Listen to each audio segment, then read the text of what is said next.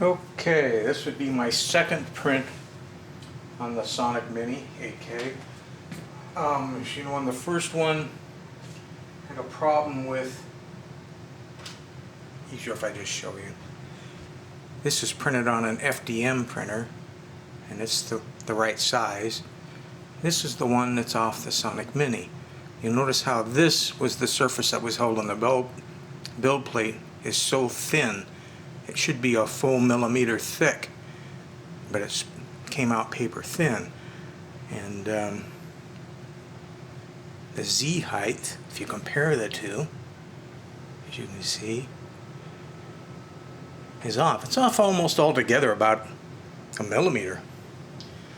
So, well, and here is the other part. It's a 3D printed prowl that grabs onto that ratchet wheel. And there's the thickness. And here's the one that came off the printer. Again, it's much thinner. It works, but it's much thinner. So I had a couple of things I was going to try. What I decided to try was just taking, instead of doing so many of them, just take a few of the wheel ratchet things and a few of the prowl, and then I'd add this other linkage piece that I needed on there, 2 of these, and print those in choo-choo box using a raft to secure it to the build plate, and then supports from the raft up to the part 5 millimeters up. I figured by then whatever squishing it was doing would be done with and I might get a good part.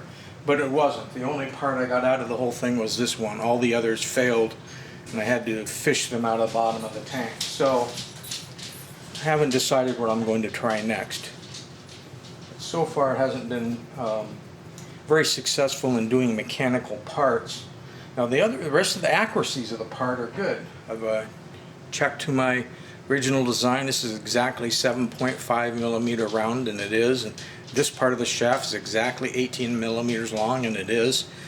So again, it just seems to be the bottom surfaces, and in this case, even though that it was up on supports and on a raft, it's still, I haven't got another one here to show you, but it's still thinner than it should have been. So go figure. It may not be usable for mechanical parts, or I may just have a bunch more experimenting to do and try to figure out how to compensate for the starting layers.